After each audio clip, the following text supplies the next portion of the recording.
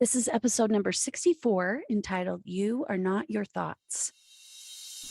Are you a woman of faith who is struggling to navigate your current season of life? Do you feel like life is just happening to you instead of for you? My name is Jill Pack. I'm a certified life coach and a member of the Church of Jesus Christ of Latter-day Saints.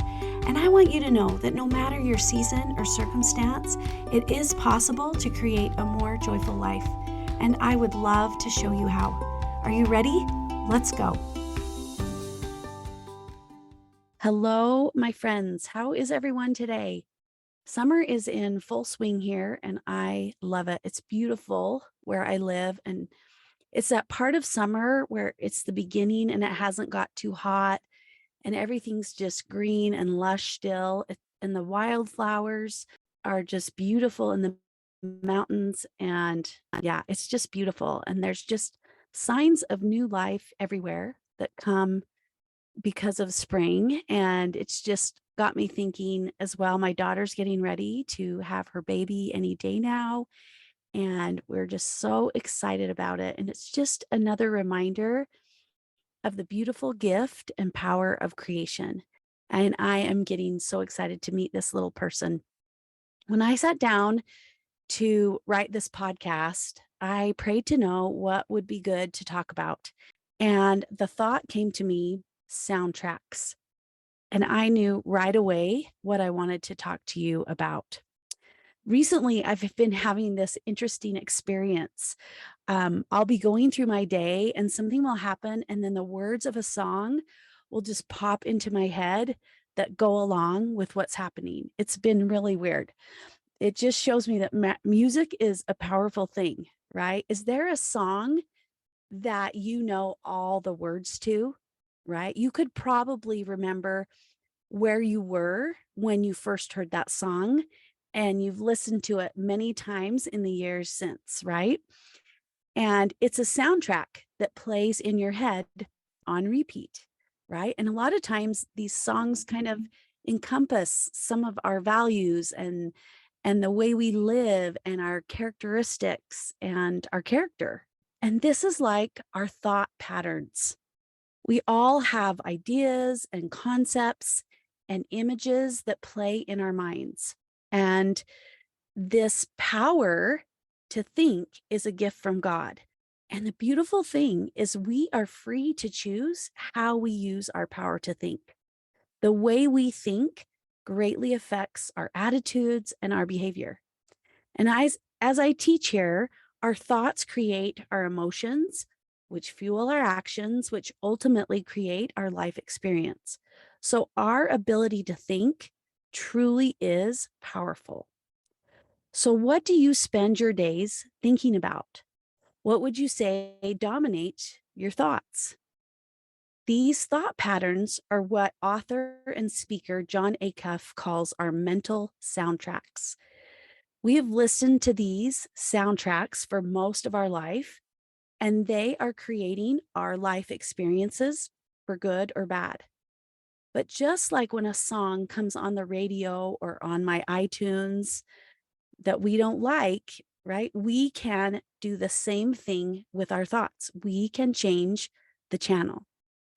We all have these streams of thoughts that begin with you or I form when addressing us, right? That inner monologue that runs 24/7 all year long. So for example, thoughts like you shouldn't eat that or you're too fat. In the book, Solve for Happy, Engineer Your Path to Joy by Mo Goddard, he teaches that this voice that we have in our head is not just talking to us, it is us. He illustrates this in his book by sharing a study that was done in the 1930s by a Russian psychologist, and I'm going to butcher his name, but it's Lev Vygotsky. And Vygotsky found out that the part of our body that contains the vocal cords occasionally shows the slightest of movements, even when we're not actually talking. And then later, he built this entire theory around thinking and speech, indicating that this inner monologue that we have is nothing but an internalization of the external speech we use to talk to others. So, what this means, according to Mo, is that we're not really talking to ourselves, but our brain just happens to use the best tool it knows to talk to us. Our minds are always trying to process the world around us, outside of us, right? And then it tries its best to make sense what's going on. And our inner dialogue is this flow of suggestions that help us decide what we're going to do next.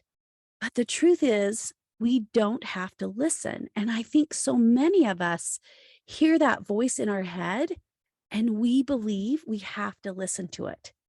But the truth is we can question the ideas that come to us, the thoughts that come to us, and we can choose to do something different. So we are not our thoughts. We are the observer of our world. But many times, these repeated thoughts or soundtracks aren't helping us in our relationships with others or ourselves. So we aren't enjoying them, or they aren't helping us to create a life we love because we're just overthinking. In John Acuff's book, Soundtracks, which I love, if you haven't read it, it's a great quick read. It's called Soundtracks, The Surprising Solution to Overthinking. And he says this quote, I love, the antidote to overthinking isn't more thinking. The antidote is action. You don't think your way out of overthinking. You act your way out. You retire broken soundtracks, you replace them with new ones, and you repeat those so often they become as automatic as the old ones. Those are all actions. I love that. When I learned that I am not my thoughts and that I could choose to think differently, everything changed for me. I could notice my thinking without judging my thinking. And then I could decide whether I wanted to let those thoughts go or if I wanted to keep them. So if you have a certain soundtrack playing on repeat in your mind, the good news is you don't have to keep it. You have the power to choose something different for yourself. So, how can you begin to change your soundtracks? That's what I want to talk to you today about. I want to share with you a little tool that will help you do just that. So, the first step is to observe what you're thinking, right? To get some awareness. It's about slowing down and noticing the thoughts you are thinking. There are there might be a thought that might be causing you a problem, or a few thoughts, or many thoughts, right? Notice what thoughts are causing you a problem. And a good way to know if a thought is helping us or not is by how we feel when we think it.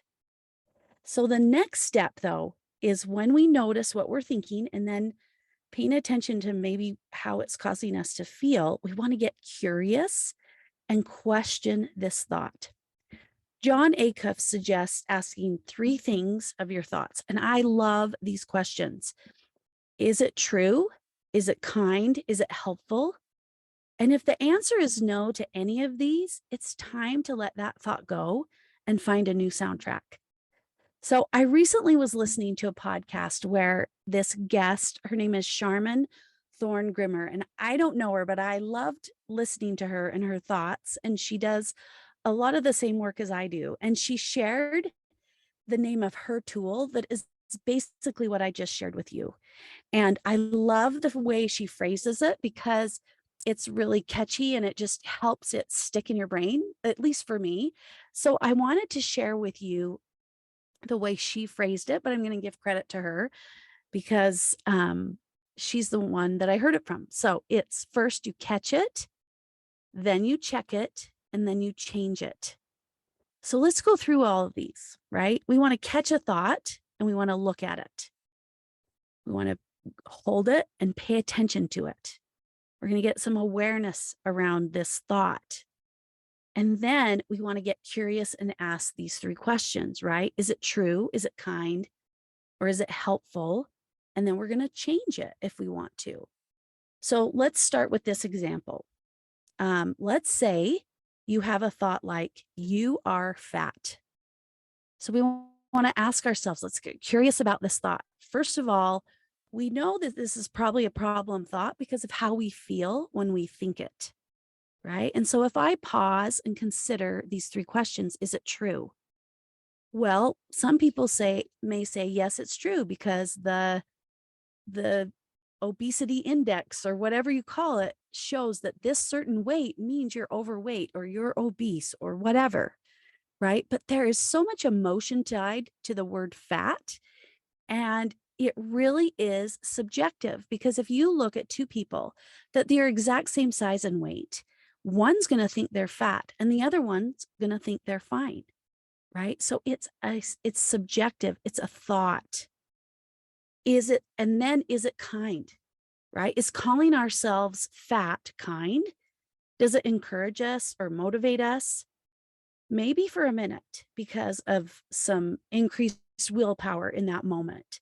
But sooner or later, that willpower gives out. And we will never, I've said this many times on this podcast, we will never shame ourselves enough to change, right? So, is this soundtrack, you're fat, you're so fat, is it going to help you? Is it kind? And again, the third question is it helpful, right? So is it true? Is it kind? And is it helpful? Does the thought, I am fat, help us to do differently? I would say for me, no.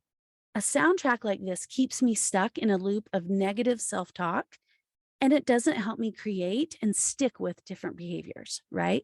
So those three questions are critical. And once we can question our thinking, then we can look at if we want to change it or not. What will serve us better? We can even borrow thoughts from other people to help us change our soundtrack. So, for my example, right, thoughts like, I have a body, or I'm grateful for my body, or I love my body, right? All of those thoughts are just as true, or more true, I would say. They are true. And then we can follow it with something like, so I'm going to take care of it, right? This soundtrack can help us live in the present moment and make choices that align with our thinking, right? We can replace the old soundtrack of I am fat or you are fat with I have a body and I'm going to take care of it. How do you feel when you think those two different thoughts? My guess is one doesn't feel great and the other probably feels a little more hopeful. So let's look at another example. It could be with our relationship with someone else, right? We may have a son and we have a thought that is, my son is ruining his life. Now let's get curious about this soundtrack. Is it true? It may be true, but I like to ask this question as well. But what else is true? We might not be ready to let go of the thought that he's ruining his life. And we're going to play with that a little bit here, but what else is true? Son is making choices that are affecting his life in a certain way, but is it ruining his life? Could it be that his journey is his journey and exactly what he needs to experience while he is here on earth? Could it be that this path will actually help him get to where he needs to be?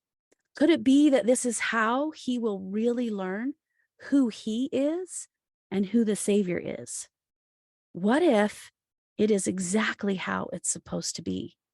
I know sometimes that can be hard, but I want you to focus on what else could be true. The second question, is it kind? Does the thought help us feel good when we think this way about our child, right? Do we feel love for our child when we are thinking he's ruining his life? Maybe, but does it help us want to connect with this child? What are we focusing on when we think that our son is ruining his life? Are we focusing or seeing any of the good about our son? right? Is it kind to think that about our son? And third, is it helpful? Now, I want to really emphasize here, I don't mean that we need to love all the choices that other people make, especially the son that we think is ruining their life. We aren't going to love their choices, and that's okay. Of course, we won't. But the truth is, our son is making certain choices in his life, and that's where he is right now. That is reality. And viewing it as he is ruining his life may not help us show up as our best, right? In this relationship. We may withdraw, we may withhold feelings of love, which I would say we are the ones that feel those, not them. And so we're hurting ourselves. And we may only be focusing on his faults and his flaws. We can't see the good.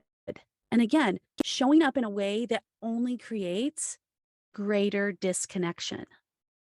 So, what could we change this soundtrack to? Maybe he's living his life, or this is his journey, or he's here to learn and to grow. And then we could add, and I love him. Again, it isn't about agreeing with his choices, but letting go of a soundtrack that keeps us stuck in trying to control someone else, right? We're finding a soundtrack that sets us free to be more of who we want to be, and it breaks the chains of resistance. It frees us to be our best selves. So, shifting from a thought like, my son is ruining his life, to, my son is living his life and I love him, right? Pay attention. How do those two soundtracks feel to you? So, this is the tool that I wanted to share with you today to start changing the repeated soundtracks that are keeping you stuck in feelings such as resistance, frustration, anger, self pity, blame, or shame. And the point of changing a soundtrack isn't always to feel happy or excited or joyful, even, but maybe it's peace or relief or calm. It's going to feel better than the shame and the resistance and the blame. So there's the 3 steps. Catch it, find that thought that is causing you a problem, catch it so that you can look at it, get aware of it, and get that awareness around it. Step number 2, check it. Ask yourself questions, get curious. Is it true? Is it kind? Is it helpful? And then step 3, change it. Once you're aware of your soundtrack and how it is keeping you stuck, you have the power to change it to something else because you are not your thoughts. What could you replace your old soundtrack with? The surest way to see, again, if one that you want to keep, is to pay attention to how you feel. Do you feel good with this new soundtrack? What emotion comes up for you when you practice playing the new soundtrack? If you feel better, it's probably a keeper. So that's all I have for you today. If you want to take these concepts deeper, I would love to be your coach. So thank you so much for listening and have a joyful week. Thank you so much for listening. If you like what you hear, I would love it if you would share it with your friends and family and leave me a rating and review. If you'd like to learn more about what life coaching is, please schedule a free discovery call with me where we can work together through something that's causing you a problem. Just go to my website, seasons-coaching.com, and you can also find information about my Seasons of Joy one-on-one coaching program and my Seasons of Joy community. Have a joyful week, and I'll see you next time.